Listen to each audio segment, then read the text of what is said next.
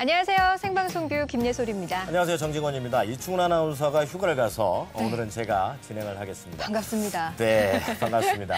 자, 예솔 씨. 네. 이제 얼마 있으면 추석인데요. 네. 우리가 추석을 기다리는 이유가 뭘까요? 아무래도 온 가족들이 모이고요. 또 네. 맛있는 음식도 정말 가족, 많고요. 음식. 그리고 또 뭐가 있지? 쉴 수도 있잖아요. 휴식. 네. 그런데 그런 것 때문에 기다리기도 하는데 그런 것 때문에 싸움이 나기도 해요. 아, 그래요. 가족, 휴식, 음식 이런 것 때문에 사실은 서로 마음 상하기도 하는데 가족들끼리 오랜만에 만나가지고 너 취직은 했냐? 너 결혼 언제 할래? 이런 얘기 하다 보면 또 마음 상할 수도 있거든요. 맞습니다. 네. 그리고 또 음식장만 해야 하는 우리 주부님들요. 정말 이 음식 때문에 스트레스 이만저만이 아니실 것 같아요. 그렇죠. 그러니까 음식을 같이 만들면 좋은데 계속 누구는 만들기만 하고 맞아요. 누구는 계속 먹기만 하고 이러면 화나죠. 정말 안 됩니다. 그렇습니다. 정진권 씨 혹시 이렇게 가만히 누워가지고 음식 드시기만 하시는 거 아니에요? 저는 그런 걸 안 보이기 위해서 명절 때 되도록이면 집에 안 있습니다. 그러시면 안 되고요. 아니, 농담이고요. 네. 요새는 다 같이 하는 분위기가 잡혔어요. 네. 예, 다 꼭 그렇게 합니다. 그러시길 바랍니다. 네, 이제 정말 추석 얼마 안 남았는데요. 벌써부터 풍성한 한가위 준비하시기 위해서 장 보러 가시는 분들 많이 계실 것 같아요. 근데 올해 추석이 좀 빨라가지고 네. 장복이라든지 그 선물 준비 때문에 걱정하시는 분들이 많은데 이곳에 가시면 그런 걱정하실 필요가 없다고 합니다. 네, 싱싱한 채소는 물론이고요. 또 선물 세트까지 완벽하게 준비되어 있는 곳이라고 하는데요. 뷰 오늘에서 만나보시죠. 시청자 여러분 안녕하십니까. 뷰 오늘의 한준입니다. 지금 제가 나와 있는 이곳은요. 전주의 대표적인 전통시장 중 하나인 남부시장에 나와 있습니다. 지금 많은 분들이 한가위를 맞아서 풍성한 그 추석을 맞으려고 분주하게 움직이고 있습니다.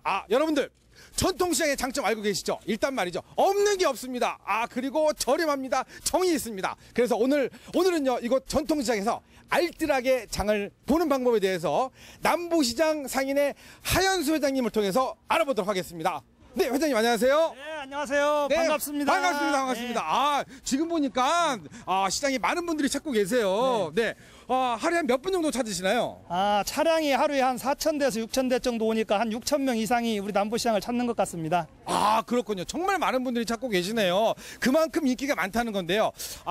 이곳 그 전통시장에서 장을 보면 이번 추석장 그 준비할 때 한 비용이 어느 정도 들까요? 대형마트에서 4인 기준 네. 우리 이번 추석 차례상을 차리는데 드는 비용이 27만 9천 원이 든답니다. 27만 9천 원. 네. 근데 우리 전통시장인 남부시장에 와서 장을 보시면 네. 똑같은 상을 차리는데도 17만 3천 원이면 네. 그러한 상을 차릴 수 있답니다. 여기에다가 지금 온누리 상품권이 전북은행이나 신협이나 새마을금고에 가시면 1인당 30만 원씩 10%의 할인을 받게 됩니다. 이렇게 해서 장을 보시면 대형마트의 반절 가격이면 똑같은 4인상 그런 상을 차릴 수 있는 이점이 있습니다. 그렇군요. 정말 50% 저렴하게 장을 볼 수가 있군요. 근데요, 또 어떤 분들은 전통시장 가면 주차가 불편해 하는 분도 계십니다. 예, 어떻게 좀 마련해 두셨나요? 네, 저희 남부시장은 600대가 한꺼번에 들어와도 주차할 수 있는 공간을 마련을 했습니다. 저렴하고 주차도 가능하고. 그리고요, 저 회장님, 이곳에 이제 장 보러 오시는 분도 있지만은 뭐 선물 세트 누구한테 주려고 오신 분도 계세요. 근데 많은 분들이 장에 가면 선물 세트는 없는 거 아니야 이렇게 생각하시는 분도 있는데 이것도 준비해 두셨나요? 네, 우리 남부시장 상인의 사무실에 오시면 우리 선물 세트 코너를 지금 운영하고 있습니다. 그래서 가격도 한 20% 내지 30% 정도 싼 가격에 이렇게 판매를 하고 있습니다. 선물 세트도 쌉니다. 모든 게 다 싸고 저렴합니다. 여러분 어디를 택하시겠습니까?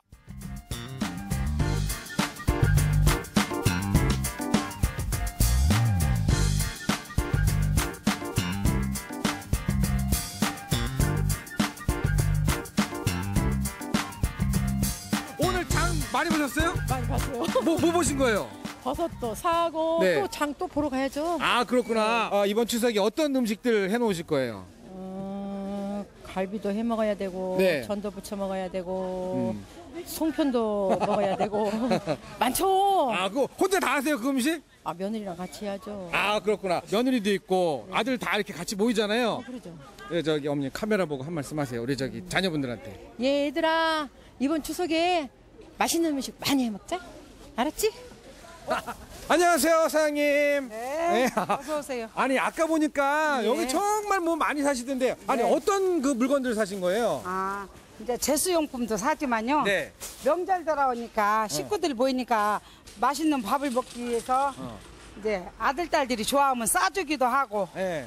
또 이제 여럿이 즐길 때 먹으려고 많이 사갖고 가요. 아, 그 제수용품도 제수용품이지만 우리 아들, 손자, 며느리 다 오니까 맛있는 김치 해주려고. 그렇죠. 싸주기도 하고. 예, 그렇군요. 어머님. 어머니 김치가 맛있잖아요. 어머니 김치가. 그러면 저기 평상시보다 한 얼마만큼 더 이렇게 찾으시는 거예요?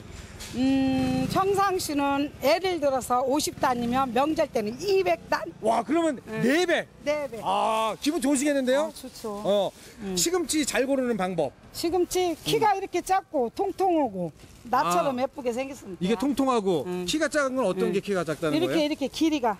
아, 길이가 짧은 거? 아, 길이가 짧고 통통하게 좋은 거예요? 그러죠. 야, 이거 저기 차례상에 올리면 정말 맛있겠네요. 그러죠. 이건 시금치는 차례상의 필수. 필수! 아, 그리고 또 하나만 딱 하나만 더 소개시켜 주세요. 그 차례상에 올라갈 필수 물품 중에 하나 뭐 있으면 하나만 이제 소개. 전 종류, 버섯. 버섯. 잠깐만. 아, 여기도 우리 사장님 거예요? 예, 다 그렇구나. 아, 전 종류? 네, 전 종류. 예. 예. 표고버섯, 예. 느타리 버섯. 알겠습니다. 우리 저기 어머님 여기서 배추요. 배추. 이거요, 이제 하나 남았으니까 싸게. 아니 저기 자 마무리 제가 하도록 하겠습니다. 여러분 전통시장 아주 싸고 저렴하고 덤이 있습니다. 많이들 찾아주시기 바라겠습니다. 어머님 저 장사하셔야 돼서.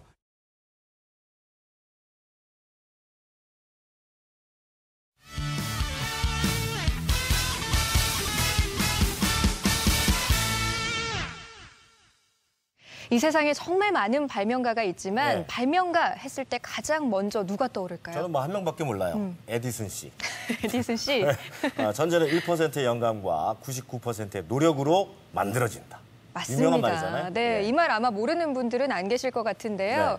오늘 별난 그대에서 만나볼 주인공은요. 바로 99%의 노력으로 천재가 되겠다는 아주 기발한 발명가를 소개해드린다고 합니다. 자, 어떤 기발한, 또 얼마나 기발한 발명을 하셨는지 화면으로 만나보겠습니다. 우리 마음속 깊이 파고든 선각자들의 주옥 같은 명언들. 그 틈에 어딘가 낯선 두 문장? 낯선 명언을 남긴 그의 정체가 궁금하다. 발명의 일가견이 있어 보이는 주인공을 찾아간 곳은 전북 순창군. 요상 이런 것을 많이 주워가, 많이 갖고 가. 그분 과일통 하시는 분인데 저기 사업장 가시면 볼 수 있을 거예요. 드디어 찾은 과일 유통 사업장. 사과 박스를 척척 정리하는 모습이 범상치 않은 한 남자. 제가 생활 밀착형 발명가 전홍성입니다. 발명은 아무나 한다. 생활 밀착형 발명가 전홍성 씨. 지게차를 능숙하게 운전하는 발명가라 내일 세상이 멸망해도 한 박스의 사과를 팔겠다는 일념. 대체 발명은 언제 시작되는 건지. 제 발명품이 이것저것 좀 많습니다. 제 연구실에 가면 그 발명품을 볼 수가 있습니다. 그를 따라 도착한 진짜 연구소. 떡하니 간판까지 걸어뒀다. 입이 떡 벌어지는 광경. 제 연구실입니다. 이 연구실에서요, 연구도 하고 뭐 개발도 하고 또 여기서 또 공부도 합니다. 제가 개발한 이 책상이거든요. 이게 책상이라고요? 성큼성큼 책상에 오르는 전홍성 씨. 얼마나 많은 기능을 가졌길래 이렇게 복잡한 모습인 건지 궁금증을 유발하는 극강 비주얼의 책상. 어떻게 보면 나만의 공간이죠. 그 누구도 이렇게 침범할 수 없는 나만의 영역. 나만의 공간, 나만의 영역. 대체 어떤 느낌인지 그 책상 한번 앉아보고 싶네요.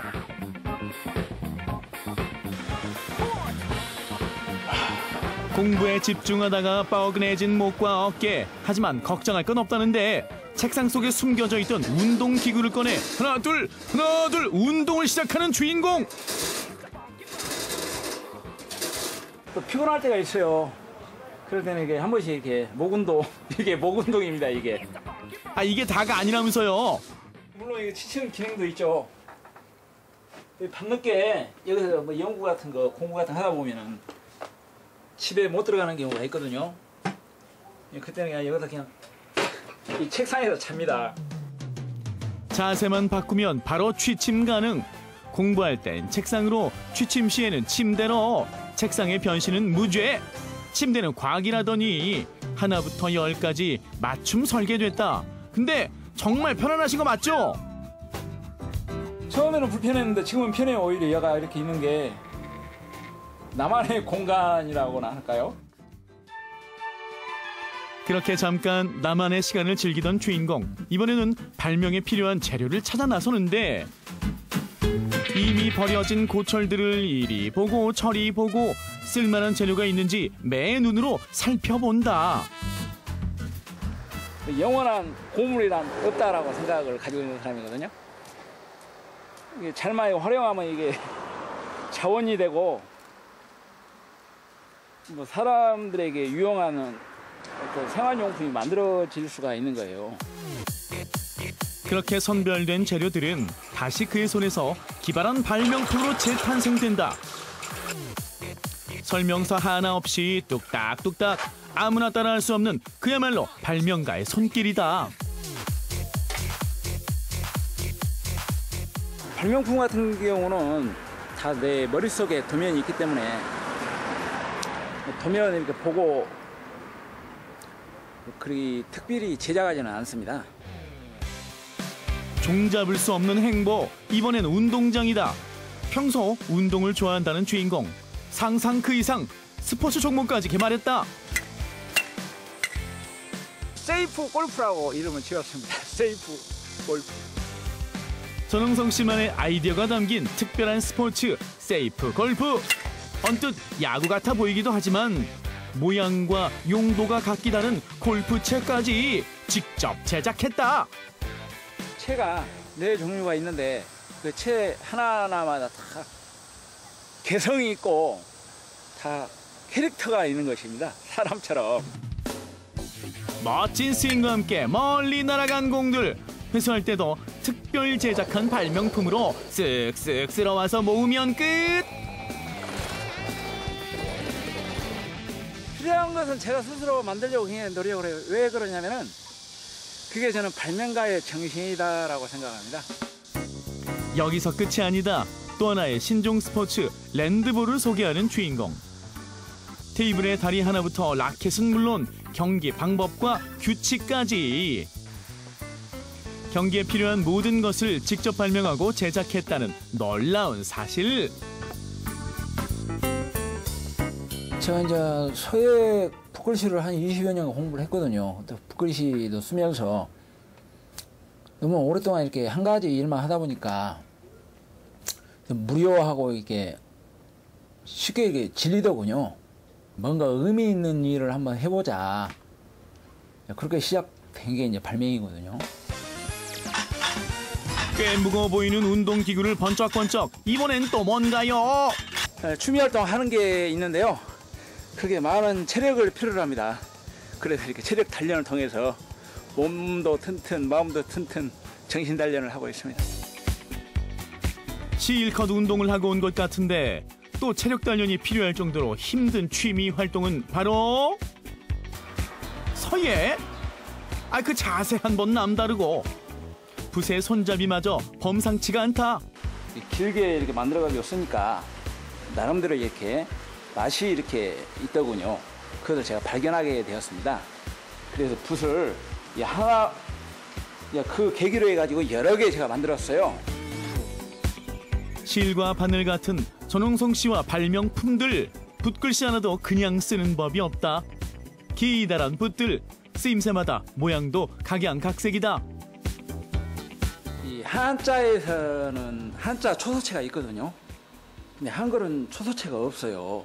흘림체가 있기는 있습니다만은 그 흘림체 가지고는 한글의 예술을 이야기하기가 상당히 좀 애매모호한 점이 많습니다. 그래서 나름대로 이 한글 초서체도 제가 개발을 했었습니다. 발명의 끝은 어디인가? 이제는 음악까지?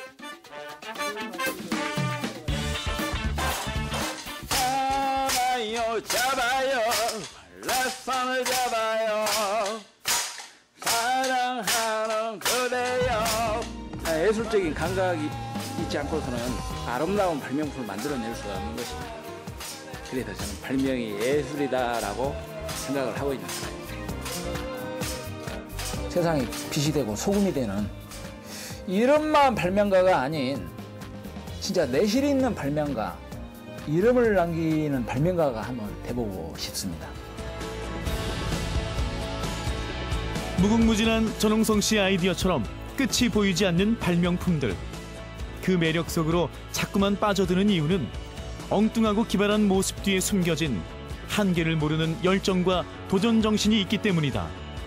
언젠가 세상을 깜짝 놀라게 할 그날을 위해 그의 발명은 오늘도 계속된다. 네, 잘 봤습니다. 정말 기발한 게 많으시네요. 네. 근데 그 아까 책상이라고 해야 되나요? 거기서 어떻게 발명을 하시는지 저는 저 산만해서 네. 뭐가 잘 안 될 것 같은데 정말 발명하시는 그 발명품의 장르도 다양하고 가만히 앉아 계시면 병나실 분 같아요. 그러니까요. 네. 오늘의 주인공 옆에 있으면요. 네. 절대로 심심할 일이 없을 것 그러겠어요. 같습니다. 네. 오늘의 주인공은요. 사실 스포츠를 개발해서 노벨 평화상을 받는 게 꿈이라고 합니다. 일단 뭐 저는 꿈은 클수록 좋다고 생각을 해요. 네. 꿈이 커야 조금 안 이루어지더라도 어느 지점까지 갈 수 있기 때문에 자 응원하도록 하겠습니다. 맞습니다. 네. 누구가 뭐라고 하든 간에 네. 자신이 좋아하는 일을 하면서 이렇게 근사한 꿈까지 꾼다는 거 참 행복한 일일 거예요. 예, 그 전홍성 씨한테 부탁이 있다면 이제는 저 주부들을 위한 뭐 그런 것도 좀 많이 발명을 해주셨으면 좋겠다 하는 생각을 드네요. 전홍성 씨, 화이팅입니다.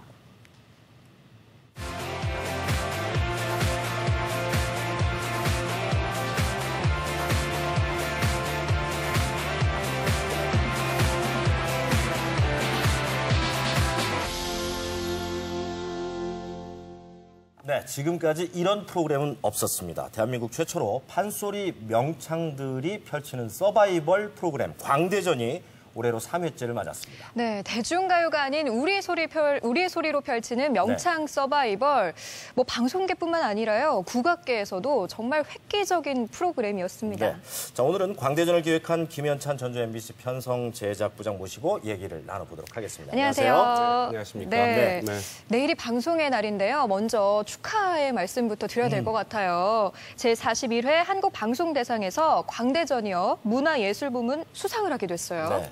네, 그렇습니다. 재작년에 그 광대전 시즌 1이 이달의 PD상, 또 이달의 좋은 프로그램상, 작년에 광대전 시즌 2가 전국 MBC TV 작품 컨테스트에서 대상을 수상했습니다. 네. 그리고 내일이죠. 그 방송의 날인데요.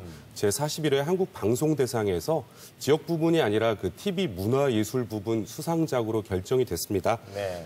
이것은 전주 MBC 뭐 제작 역량이 좋은 것도 있겠지만 판소리라는 또 훌륭한 문화유산이 우리 고장에 있었고요.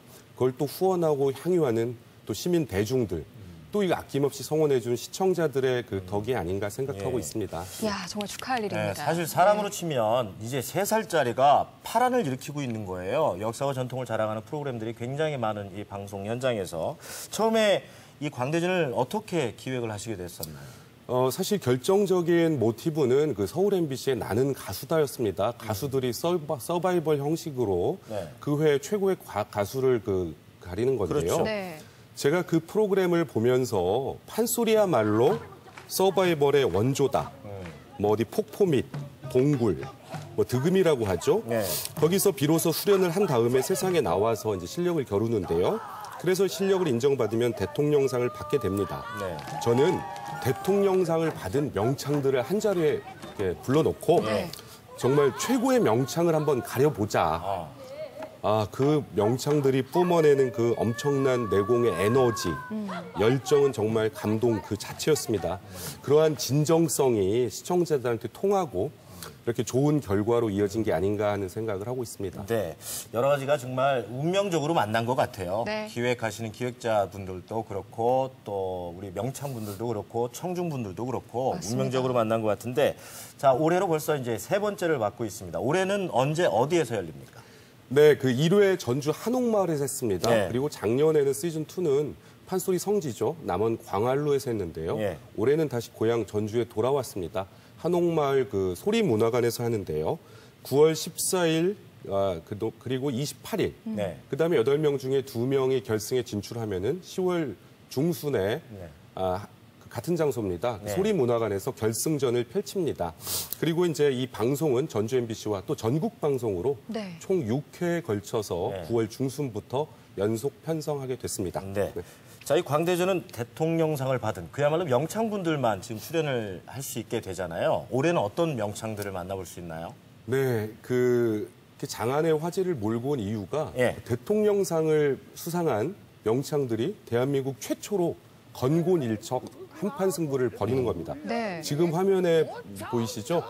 그 동초째 적자십니다. 그 전북 도립국악원 창극단장이신 송재영 명창. 네. 그리고 역시 전북 도립국악원 교수부의 교수로 계시는 김연 명창. 자, 이분 어려서부터 뭐 소리 신동으로 유명했습니다. 강영란 명창, 홍정택 선생 제자죠. 잠깐 듣는 소리가 너무 좋지 않습니까? 네. 자, 국립창극단의 지도위원이신 고향이 남원이십니다. 김차경 명창. 자, 이분은 그 미모와 실력을 겸비한 남원 국립민속국악원의 그 김현주 명창입니다. 옛부터 뭐 춘향 역을 많이 했죠. 자, 이분은 작년에 이어 절치부심 재도전장을 내밀었습니다. 현미 명창. 나이는 30대지만 뭐 내공은 탄탄합니다. 자, 그리고 올해 그 전주 대사슴놀이 전국대회 판소리 명창에서 영예 장원을 거머쥔 김나영 명창. 자, 그리고 마지막 남자 명창입니다. 지금 지리산 그 산자락에서 소리하고 있는 국립민속국악원 그 악장이십니다. 소조 명창.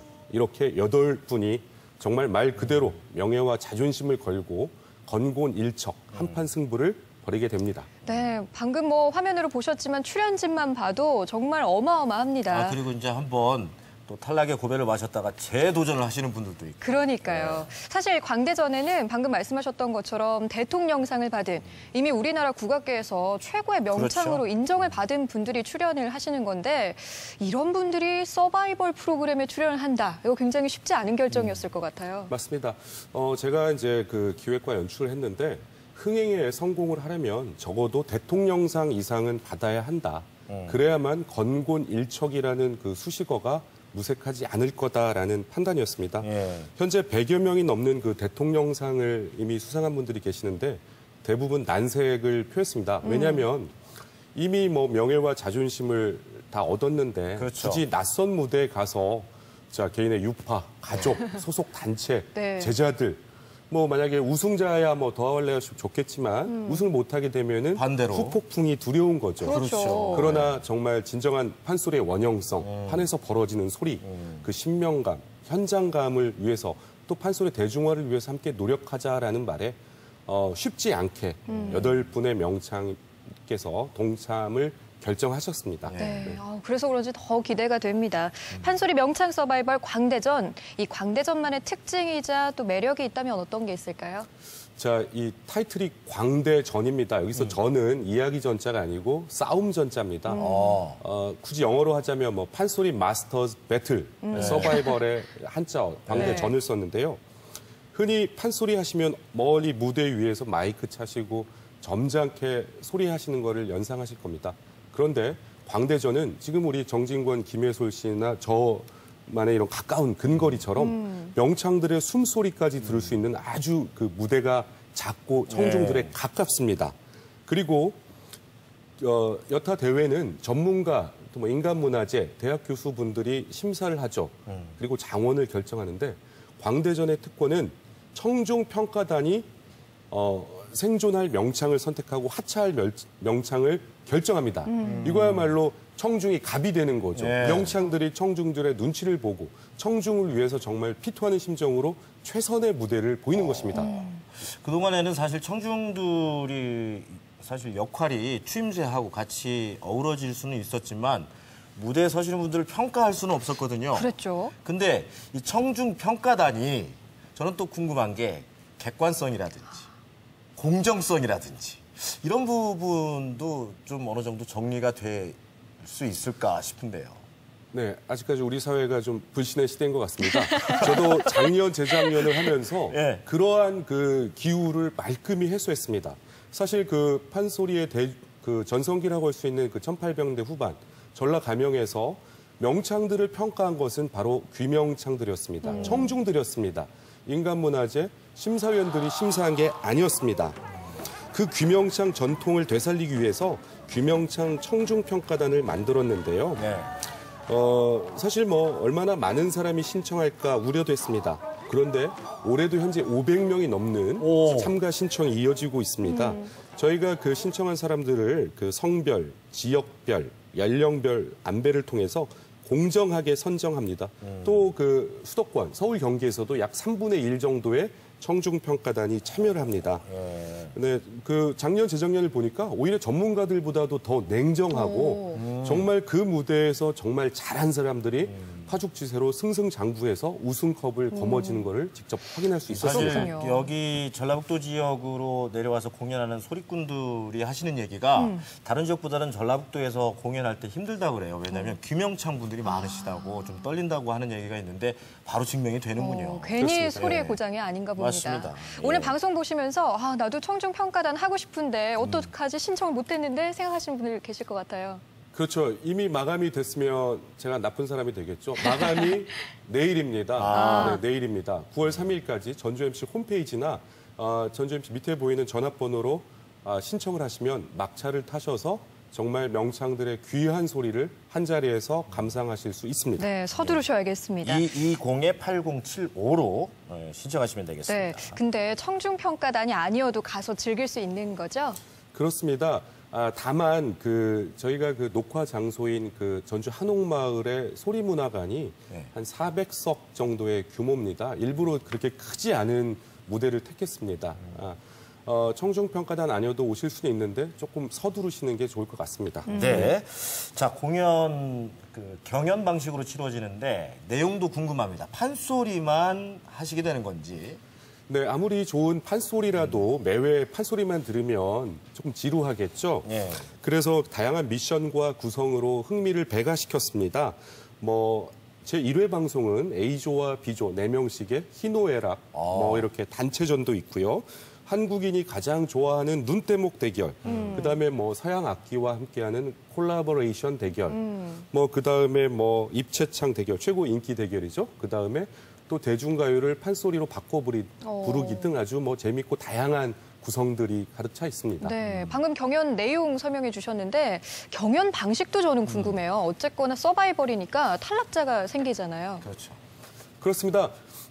제 1회는 그 8명 라인업의 귀한 소리를 다 들을 수 있고요. 2회부터는 실질적으로 하차, 저는 탈락이라는 표현을 좀 쓰기가 그렇습니다.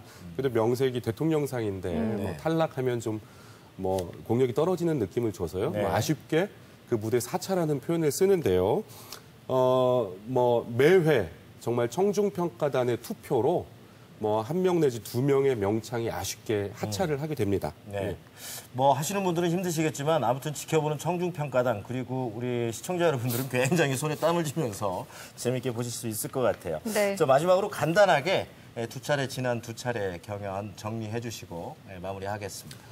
네, 정말 과분하게도 좋은 상을 많이 받았는데요. 제가 그래도 이렇게 나름대로 열심히 하면서 이렇게 시청자들로부터 받은 피드백은 예전에는 국악은 정말 고루한 옛것, 우리 것이니까 봐줘야 한다, 당위성이 있었는데요. 광대전을 보신 분들이 이런 말씀 많이 하십니다. 이렇게 우리 몸 안의 DNA가 왜 국악이 이렇게 좋은지 몰랐다. 판소리가 이렇게 애절하고 또 즐겁고 또 희노애락이 다 담긴지 몰랐다. 이런 말씀을 들을 때 저희 제작진들이 힘을 냈는데요. 광대전 3편도 그 기대에 부응하기 위해서 더욱 열심히 만들도록 하겠습니다. 네, 판소리 명창 서바이벌 광대전 3 정말 기대가 많이 되는데요. 요즘 한옥마을에 관광객도 참 많은데 타 지역에서 오신 분들한테도 정말 소중한 문화체험이 될 것 같습니다. 오늘 나와주셔서 고맙습니다. 네, 고맙습니다.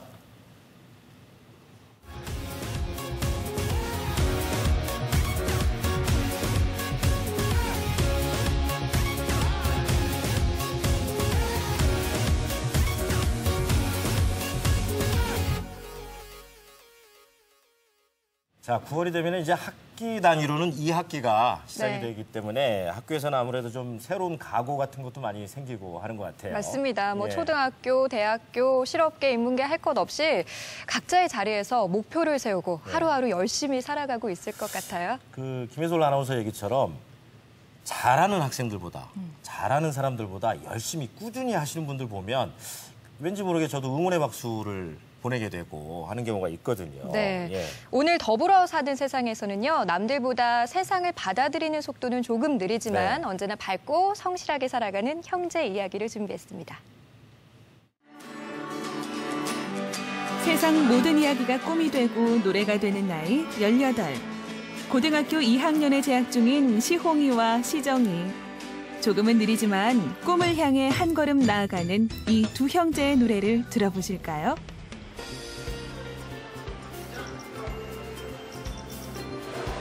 여름방학이 끝난 고등학교에는 기분 좋은 권태로움과 설렘이 살짝 맴도는데요. 2학년 2반에 재학 중인 시홍이. 선생님 이야기를 하나라도 놓치지 않으려는 듯 수업에 몰두하고 있습니다. 그리고 그 옆반에는 동생 시정이가 있네요. 둘은 쌍둥이 형제입니다.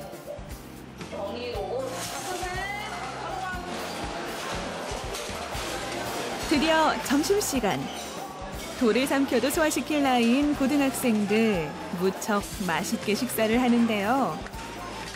그런데 시홍이와 시정이는 누굴 찾기라도 하는 걸까요?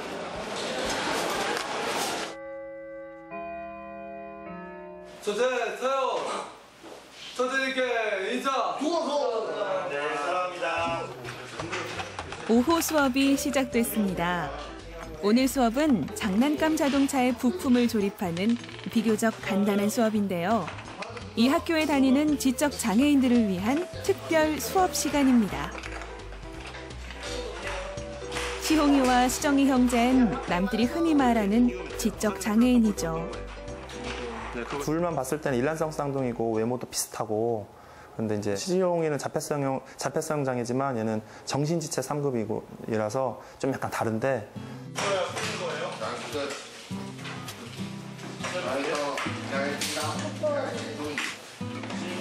자동차 조립을 먼저 끝낸 형 시홍이가 동생 시정이의 모습을 지켜보네요. 몇 초 차이로 세상을 낳은 형이지만 그래도 형만한 아우 없다고 동생 생각하는 마음이 살뜰합니다. 그죠? 선생님 말을 굉장히 잘 듣고 선생님한테 와서 이렇게 뭐 필요한 거 없냐고 물어보기도 하고, 뭐 하지 마라라고 하면 바로 행동 수정이 가능하고. 자동차 조립에 이어 이번에는 소재 비누를 만드는 시간입니다. 비교적 단순하지만 그래도 집중력과 주의를 필요로 하는 작업이죠.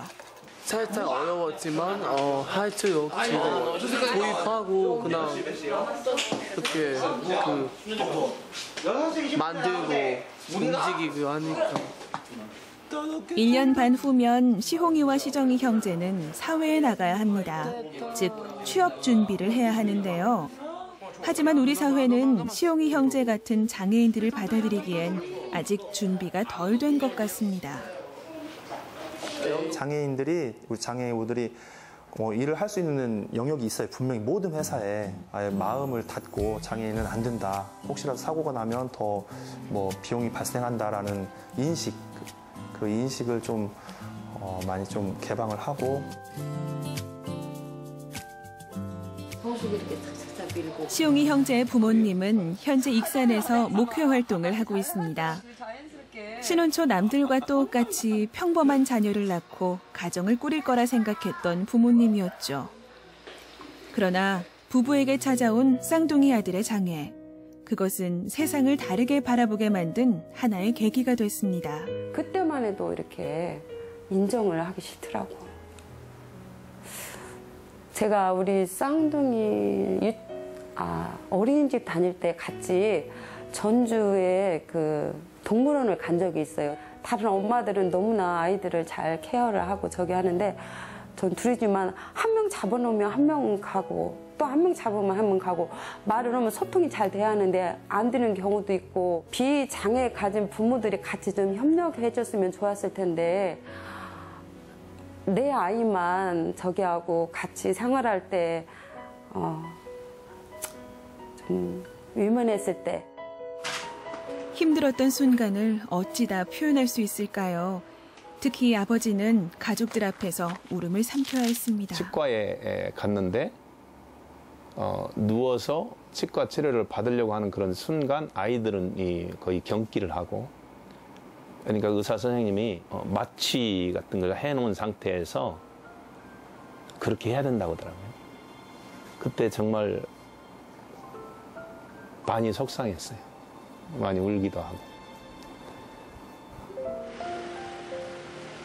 시홍이, 시정이 형제는 요즘 기타 배우는 재미에 푹 빠져 있습니다. 특히 시홍이는 음악에 뛰어난 재능을 보이고 있다고 합니다.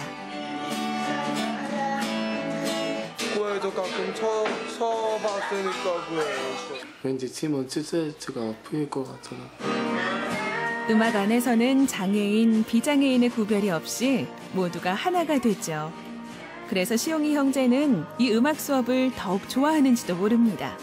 차이는 있어도 차별이 없는 세상이기 때문이죠. 장애를 가지고 태어난 아이들이지만 그 음악을 굉장히 좋아하고 사랑하고 아이들이 장애 때문에 일반 아동들하고 어떤 좀 차이는 있을 거예요 아마. 그렇지만 아이들이 워낙 또 좋아하고 저와 같이 하면서 큰 일반 아동하고 큰 것이 트러블 없이 아주 재밌게 하고 있습니다.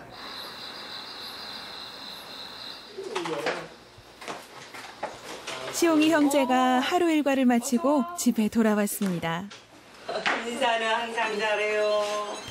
잘 갔다 왔어? 예, 잘 다녀왔지. 시홍이. 예. 웃기는 거. 맛있게 먹었어? 쑥스러워가는 우리 아들은. 아들이 세상을 조금 더 넓고 밝게 볼 수 있도록 아들의 안경을 닦아주는 자상한 아버지입니다. 우리가 민망하지. 장애인들을 바라보는 그런 시선, 사회적인 약자들을 바라보는 시선이 완전히 바뀌었죠. 이 아이들을 품고 이렇게 길러오면서 보니까 정말 장애인들의 어떤 삶, 이런 삶이 얼마나 힘들고 어려운 삶인지 그런 것들을 두 아이를 길러오면서 실제적으로 배우고 형식적이 아닌 정말 마음으로 품을 수 있는 사람이 됐다라고. 쌍둥이 형제가 밝게 자랄 수 있었던 건 긍정적이고 헌신적인 부모님이 있기 때문인데요. 힘든 장애가 눈앞에 있어도 서로 의지한다면 이겨낼 수 있다는 걸 알게 됐죠. 있을 때 거기까지 놀러가는 건 습관돼. 지금은 걔 때문에 우리가 웃어요. 웃고 너무 감사하고. 때로는 힘든 적도 있겠지만 더 기쁜 일들이 많은 것 같아요.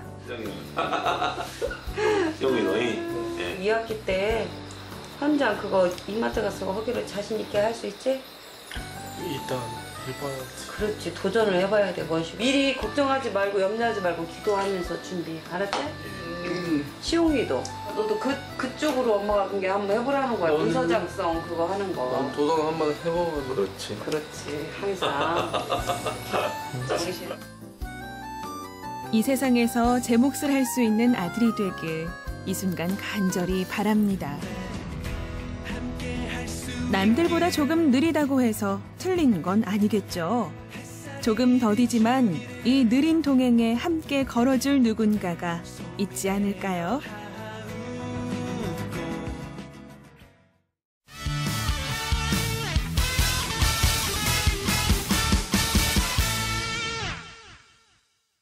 자, 이번에는 전문가의 레시피를 가정에서 편히 만나볼 수 있는 그런 시간입니다. 맛있는 한상 시간입니다. 네, 오늘은요. 국제적 감각의 한식 스타 셰프를 키우는 곳 국제한식조리학교의 신미경 교수님 만나봅니다. 어서 오세요. 네, 안녕하세요. 예. 반갑습니다. 오늘 프로그램 진행하면서 저는 이 시간이 가장 기다려졌습니다. 그러셨어요? 네. 자, 오늘 맛있는 한상 어떤 음식에 대한 레시피인가요? 네, 이번 주말이면 추석 명절 연휴가 시작이 되는데요. 예.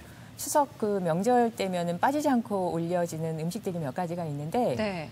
나물류들하고요. 네. 그리고 전이 올려지죠. 근데 그 전을 저는 오늘 그 나물을 이용해서 예. 꼬지에 꿰서 누름젓을 좀 지져봤습니다. 그리고 또 새우를 주재료로 해서 버섯 그리고 파 이런 재료들을 꼬지에 깨가지고 지져내는 누름적 두 가지를 소개하겠습니다. 네. 네. 사실 뭐 나물, 그리고 새우, 그리고 새송이 이런 것들이 사실 명절 때 우리가 흔히 준비하는 식재료들이잖아요. 그래서 오늘 레시피 잘 봐두시면 아주 색다른 명절 음식 준비하실 수 있을 것 같네요. 네, 명절에 전이나 부침개가 빠지면 명절 같지가 않거든요. 그렇죠. 네. 그런데 오늘 얘기해 주시는 거 들어보니까 새로운 전이 나올 수가 있을 것 같아요. 자, 기대가 되는데 화면으로 만나보시죠. 자, 먼저 고사리 누름적을 소개하겠습니다. 우선 그 주재료가 고사리 나물이 되겠고요. 네. 도라지와 고사리를 나물 볶음을 다 하실 텐데 그 재료를 이용해서 약간의 채소를 다양한 채소를 꽂아서 지져내는 음식이 되겠습니다. 먼저 새송이 버섯은 고사리 나물하고 도라지 나물 같이 좀 가늘고 길게 썰어서 준비를 하시면 되겠고요. 파 미나리는 길이에 맞춰서 좀 잘라주시면 되겠습니다. 다 길이를 이렇게 좀 맞춰서 잘라야 되는군요. 네. 네. 자, 우선 그 재료들을 밑간을 해줘야 되는데 소금 참기름으로 미나리 그리고 파, 버섯 밑간을 해줍니다. 그리고 당근은 단단한 재료라 꼬지에 깨기 좀 어려워요. 그래서 기름에다가 좀 볶아서 익힌 다음에 준비해 주시면 되겠고요. 자, 이제 준비가 다 된 재료들을 꼬지에 깨워줘야 되겠죠. 저는 고사리 누름적이니까 고사리를 주재료로 해서 좀 많은 양을 끼웠고요. 중간중간에 색을 맞춰서 여러 가지 재료를 꽂아봤습니다. 우리 전통 오방색 같아요. 네, 참 곱습니다. 그렇죠. 뭐 재료를 깨는 순서는 나름으로 하면 되겠죠? 네, 그냥 색스럽게 해주시고요. 우선 이제 밀가루를 얇게 좀 묻혀주시고 달걀물을 풀어서 묻힌 다음에 팬에다가 지져내면 앞뒤로 노릇하게 지져내면 맛있는 고사리 누름적이 완성이 되겠습니다. 소리가 나는 거죠. 네, 명절 냄새도 소리. 아주 훌륭하고요. 네. 자, 우선 다음은 새송이 누름적을 만들어 보겠는데요. 새우가 주 재료가 되겠고요. 블랙 타이거라는 새우를 썼어요. 저는 한 12cm 정도 되는 새우를 쓴 것 같습니다. 네. 새우 껍질을 벗기고 길이로 길게 잘라서 내장을 좀 제거해 주시고요.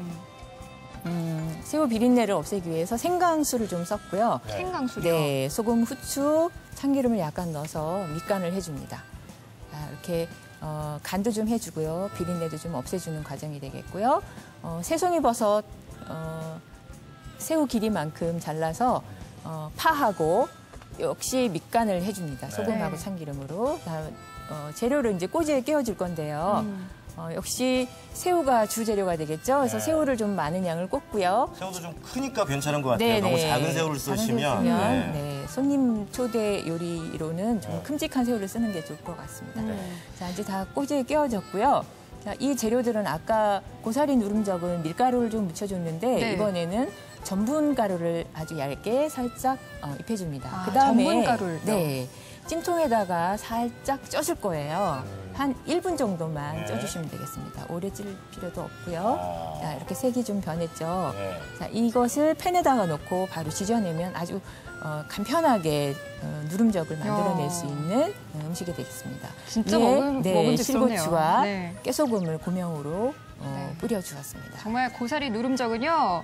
얼른 한 개를 쏙 집어먹고 싶어요. 네. 근데 이 새우 새송이 누름적은 레스토랑에서 만나는 음식 같아요. 고급스러워요. 네. 고급스러워 보이죠. 네. 고사리 누름적 그리고 새우 새송이 누름적 얼른 맛보고 싶은데요. 네. 자, 지금 화면으로 봤던 음식들이 이제 저희들 앞에 나와 있습니다. 네. 이야, 이 음식 보니까. 명절 때 내놓으면 요리학원 다녔어 그동안에 이런 얘기 들을 것 같아요. 요리 좀 하는데 라는 말씀 좀 들으실 수 있을 것 같습니다. 일단 정말 깔끔하게 보여요. 먹음직스럽고요. 지금 바로 얼른 먹고 싶은데. 네, 아무튼 먹자고요. 먹자고 내는 건데 먹어야죠. 일단 전하면 우리가 일반적으로 생각할 때 좀 느끼하다 이런 생각이 많이 드는데 보기에는 전혀 그렇지가 않고요. 일단. 정진권 씨가 고사리 누름적을 먹어보도록 하겠습니다.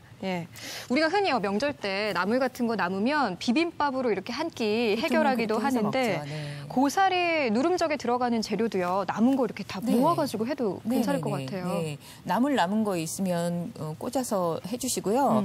그리고 또 그 제수로 장만한 재료들이 남아 있으면 그걸 이용을 하셔도 괜찮습니다. 뭐 우엉이라든가 또 혹시 더덕이 남아 있으면 더덕. 그다음에 불고기 하기 위해서 재워놓은 소고기가 있으면 그 소고기를 꽂아도 아주 좋고요. 그래서 여러 가지 이용을 해서 그 나물적 또는 채소적을 만들어 볼 수 있겠죠. 고사리 누름적 드셨는데 어떠신가요? 아니 그동안에 뭐 먹은 거죠? 그동안에 먹었던 전은 전이 아닌 것 같아요. 왜냐면 다른가요? 정말 그동안에 저는 막 기름에 조금 과하다 싶을 정도의 그 좀 포만감이라든가 이런 것들이 있는데 정말로 깔끔해요. 예, 그 다 나물 종류고 특히나 마지막에 미나리인가요? 네. 미나리가 싹 잡아줘요, 그걸. 예, 아주 기가 막힌데.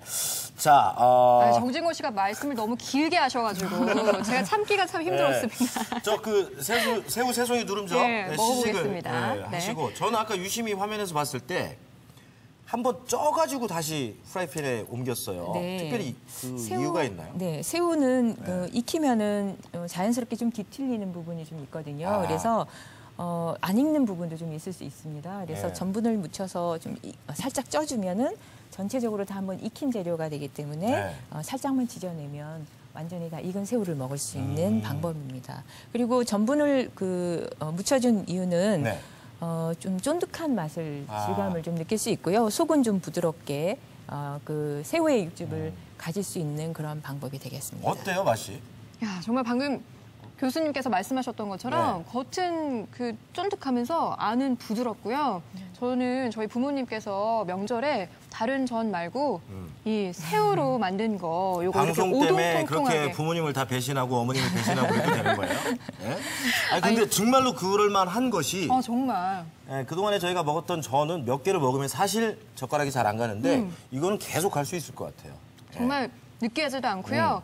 올 명절에는 새우 새송이 적하고 고사리 누름적으로 가보는 걸로. 네, 꼭 한번 해보시죠. 네.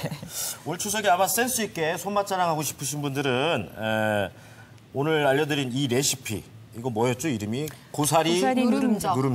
그다음에 새우 세송이 누름적.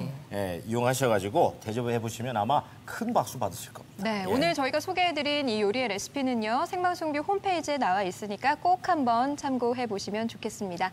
교수님 오늘 나와주셔서 고맙습니다. 네, 감사합니다. 감사합니다. 고맙습니다. 자, 이어서 전라북도 소식 전해드리겠습니다. 세월호 참사를 기억하고 유가족들을 위로하는 의미로 전국을 순회하고 있는 세월호 한 뼘 걸개책 전시 및 북콘서트가 전주에서 진행됩니다.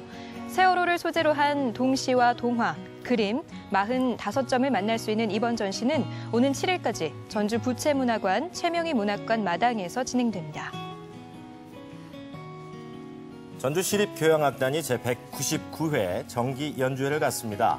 베버, 슈만, 브람스의 대표곡을 연주하는 이번 공연은 목요일 오후 7시 30분 한국소리문화의 전당 연지홀에서 만나실 수 있습니다. 국립국악원 통합교류축제인 국악의 숲 공연이 목요일부터 남원 민속국악원 예원당에서 열립니다. 국립국악원 최고의 예술가들이 한자리에 모여서 우리 고유의 멋과 아름다움을 선사할 이번 무대는 이번 달 25일까지 계속됩니다. 1950년대를 거쳐 70년대까지 격동의 시대를 살았던 어머니를 소재로 한 창작 창극 엄의 아리랑이 군산을 찾아갑니다. 그 시대의 풍경과 진한 향수를 느낄 수 있는 이번 공연은 9월 4일과 5일 군산 예술의 전당 대공연장에서 공연됩니다. 올해 추석에는요, 처음으로 대체 휴일제가 적용이 네. 됩니다. 지난해 아주 늦게 결정이 돼서 올해 달력에 표시가 안 된 달력이 참 많던데요. 9월 10일 수요일도 휴일이라는 사실 기억해 두시면 좋겠네요. 근데 관공서나 학교는 쉬는데 일반 회사는 좀 희비가 엇갈리죠. 맞습니다. 지금 직장인들이 이 수요일날 쉴 수 있을까 없을까 눈치를 보고 있다고 합니다. 사장님 방에 달력을 대체 휴일에 빨간 표시를 해야 된다. 뭐 이런 우스갯소리도 있는데 한 말씀만 드릴게요. 사장님들 잘 쉬어야 일도 잘합니다. 네, 풍성한 한가위 보내시기 바랍니다. 고맙습니다. 감사합니다.